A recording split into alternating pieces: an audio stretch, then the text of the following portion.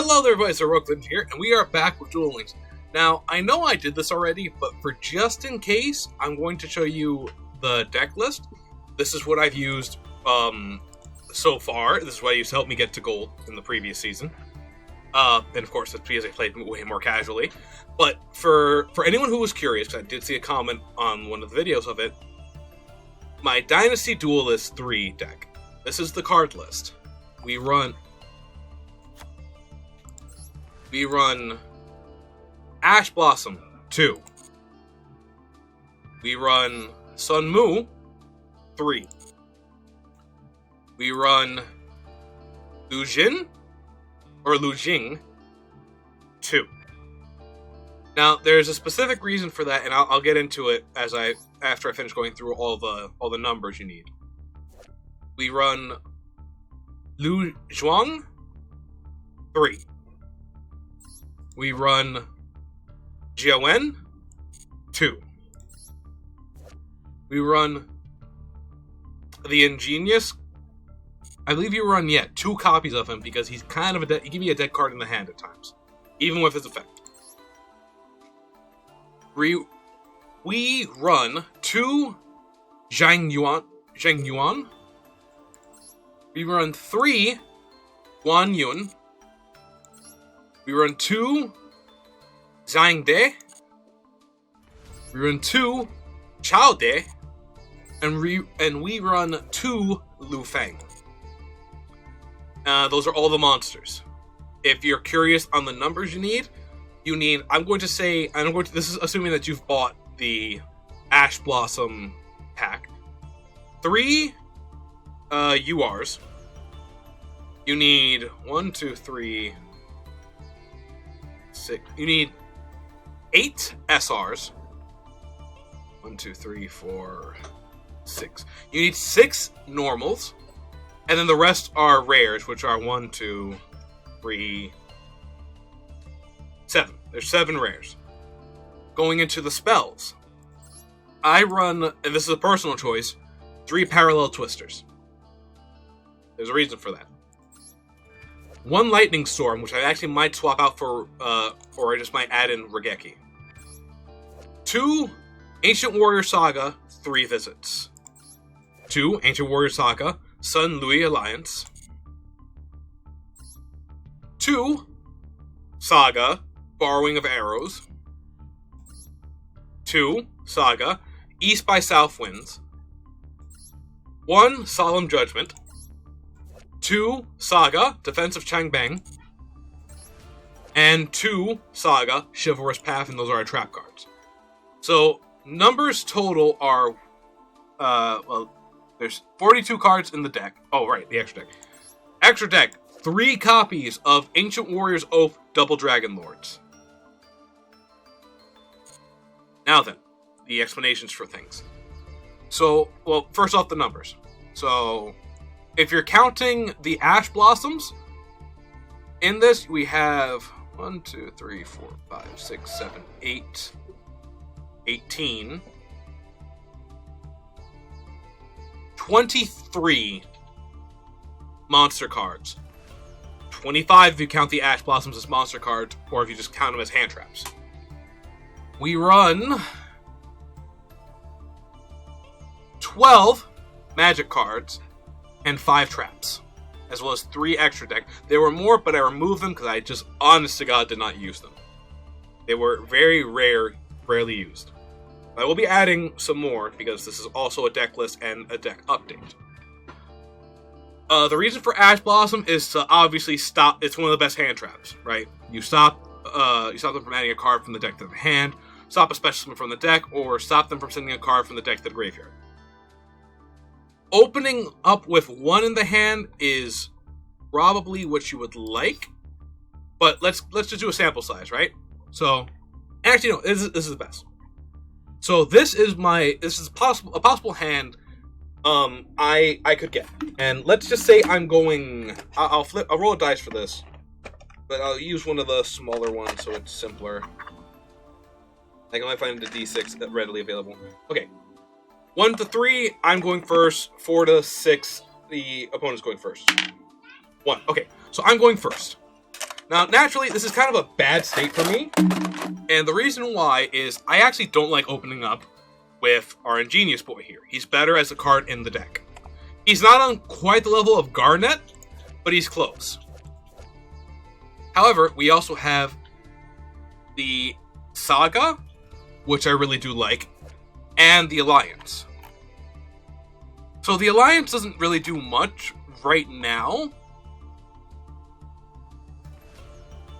but as just a face-up card on the field, if my opponent special summons Ancient Warriors, or I activate an Ancient Warriors monster effect, except during the damage step, I can make all Ancient Warriors gain 300 attack for each Ancient Warrior monsters I control until the end of the turn, even if this card leaves the field. Now, the nice part about this card is it does not leave the field after 2 turns. And as long as I control 2, I can activate its effect to not have either wind, water, or fire monsters have their abilities activate, provided my opponent controls those. So, for example, if I were to use Deceptive Jewen, so I don't know if this will actually counter Cook. It probably doesn't. But it's a nice little extra effect. We really like it for the special summoning and or Ancient Warriors effects because it just powers them up, right? Ingenious. If this card was added from the deck to enhance special summon it, that would proc this as well. But also, when a spell/trap card is activated, I can send one face of Ancient Warriors continuous spell or trap I control to the graveyard, negate the activation, and when I do, or when a monster effect is, I can also do the same thing and negate the activation. It's only a negate, it's not a destruction though, which is part of the reason why he's rare instead of SR. So he's okay for stopping, like, one-off traps or spells, but otherwise, he's never really up long enough to have that active, even with his 2000 defense stat line. He's only really good if he's summoned, at least in my personal opinion. Maybe people have made better plays with him. Looking at the other two, funny enough, these are all monsters that have effects based off of having... So it's not actually a horrible hand for that, but it's definitely one that's rough to work with. However, if he is flipped face up, and I activate this at the start of my opponent's turn, I can use one of the following effects. At the start of my opponent's battle phase, I can send this card face up, cannot target Ancient Warrior monster for attack this turn. So I believe that just kind of cancels the turn. But if it's in the graveyard, again, which one of these guys' effects can activate by putting it there, I can special summon an Ancient Warrior monster from my deck, which means I can do a number of things, right? So, again, the Eccentric, I can send it to the grave, and if I do, I can add one with a different name from my graveyard to my hand. Not really useful first turn, but I can target a spell or trap my opponent controls if it's face up, and let's say I activate Ingenious' effect, right? But again, we're still talking first turn, right? So first turn would be face down, face down, face down. End turn, let's say they do something, I keep them protected, blah blah blah, my turn. Sun Mu. Okay, easiest one ever. So Sun Mu hits the field. Assuming this stayed, or even, or any other thing, right? Well, actually, let's also look up his effect too, because this is important, but we're going to get into him in a second. So, target one continuous spell or trap you control. Doesn't have to be Ancient Warriors, which is why these guys are good. Which is kind of good generic, period. Send to the graveyard. If you do, the attack of 2 face-up monsters in the field are halved until the end of the turn, and if a card your opponent controls is destroyed by battle card effect, I can target one Ancient Warriors in the graveyard, one Ancient Warriors card in my graveyard, except him, and add it to my hand. So he's kind of good to get back this stuff from the grave. But again, we kind of want it in the grave for other reasons. Except for maybe this one. This one we might just actually want to keep getting back. Sun Mu. Sun Mu would be perfect. Is actually a very perfect card to have in the hand, assuming nothing goes wrong. And we're not, like, taking out cards from the deck, etc. Right? We pop this, or we can even pop one of our monsters, right? And instantly we can get out another Ancient Warriors to the hand. And then, if I activate an effect, like even bringing out another one of him to special summon into the field, bam, I can send one face-up. I can send the face-up card on my opponent's field. Oh, I can just send a straight-up card on my opponent's field back to the hand. Let's say they did a massive play, got out stuff, right back. Or, I could just straight up have a card on my field that's hurting me because I activated it to stop my opponent, and then just pop, done, gone. No bad effects. Right? This type of hand would be something to kind of easily win with, especially with all the ways we can get out cards from our deck. So let's draw another sample size. Here's another very cheeky hand, right? Let's say for this one I go second. Very obvious, Guan Yun hits the field. Followed up by Virtuous, right? We throw down the Warrior Saga, this one gets sent away. But, once per turn during your main phase, you can toss a coin. If the result is heads, send this card to the graveyard. If this card is sent from the spell or trap zone to the graveyard, you can activate this effect. Your opponent cannot activate cards or effects in response to the activation of my Ancient Warriors cards and effects. Also, until the end of the turn, all Ancient Warriors gain the effect. Well, all Ancient Warrior effect monsters you control gain this effect. When this card declares an attack, you can destroy one card your opponent controls. So easy, parallel twister, pop a back row, pop a monster, and using this, boom. Right? That's why we run 3 of these. Guan Yun on the field protects his buddies. Virtuous Lu Jing is just another, is basically card drawing. And we're already, like, doing significantly well. I may even use these 2 just to get out the Link monster. Even better, we would be drawing into him, and then... Oof, that's actually a little bit of a bricked hand. But the hands I've been getting with this have been good. However, I've been wondering if there are ways that I can improve this. So, again, I've been saying that sometimes we do get a bricked hand. As good as his ability is, I actually wouldn't mind dropping him and him down to 1s. And then using that space for either another trap, maybe some Beast Warrior support, or what have you. And looking at our deck, we're looking at the cards we have, we're going to go for... Where do it be? Here it is. Exceeds and Link. So, we have a lot of decent ones here. We're looking for cards that can kind of just be played with this deck. We have level 8s, level 7s, level 6. No, we're level 5, so... But Utopia, for example. It might be good just to protect our monsters. So I can see me adding a 1 of him. We don't have magician monsters.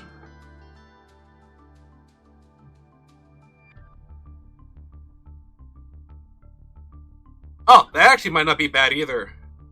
Just to get back some cards in our deck. Decoder's fine. Nightmare's fine.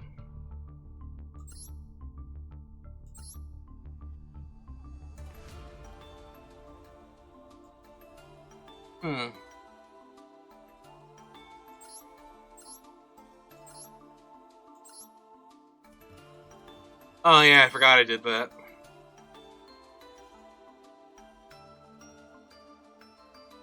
I don't believe we have much else we can do here.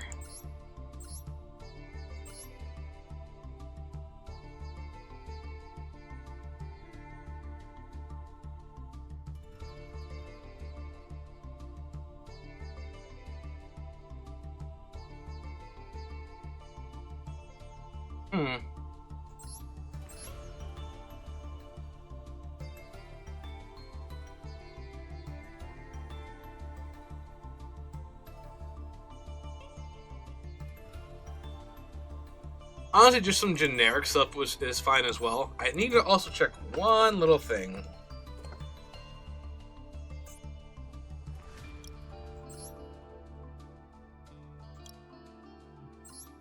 Eight. Okay.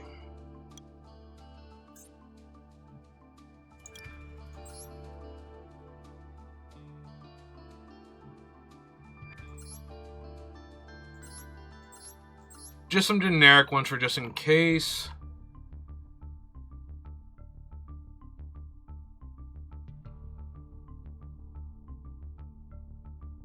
Actually, this just might be fun to run in the deck just because.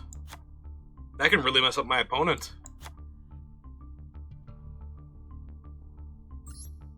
There's another one that a YouTuber was talking, Duelogs was talking about. I think it's her? Yeah. One of her.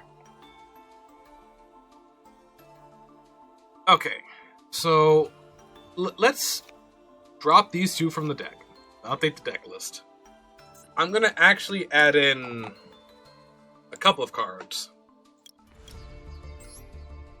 So we're gonna put in a Raigeki.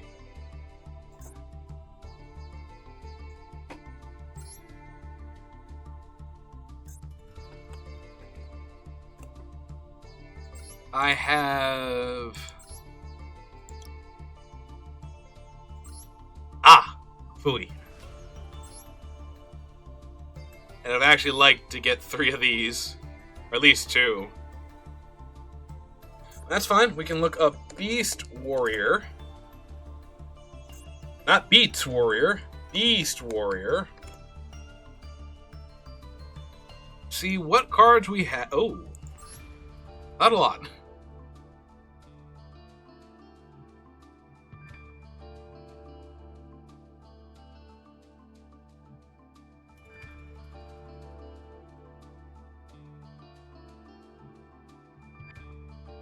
This could also just be good for getting cards back into the hand, and it's another discard target. Oh, right, the Tri-Brigade. I forgot those were also...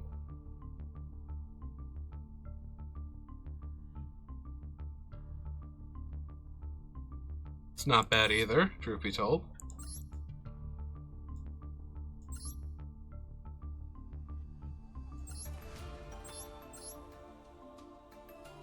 You know what? We can include a one of this.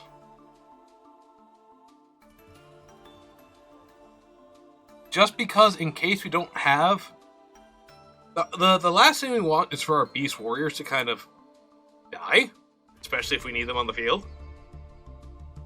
But it doesn't super fit. I'm looking for more like generic support, like maybe searching out.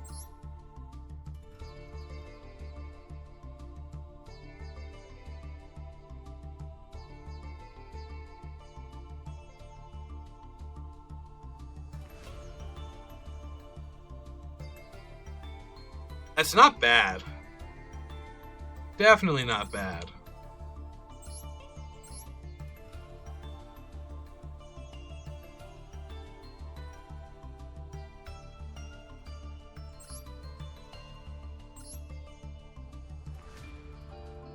A lot of the Beast Warrior support seem to be very specific.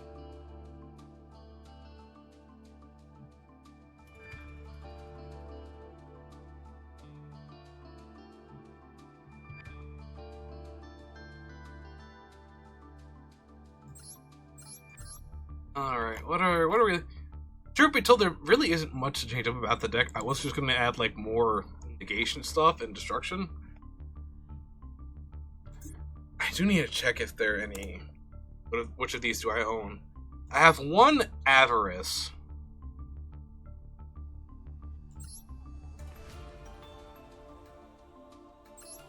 I want the Extravagance is the thing, though. But having one pot of Avarice really does help because if we do throw away our monsters, at the very least we have a chance of getting them back. That would really be the only kind of change I made. Obviously, adding in these cards as well for a little bit of extra help. I think the deck will do better like this, though.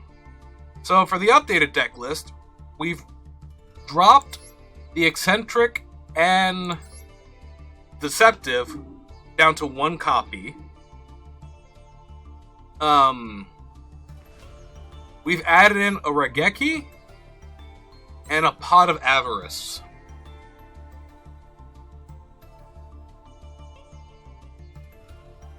Hopefully, this helps us win a little bit more. I was even actually... You know what?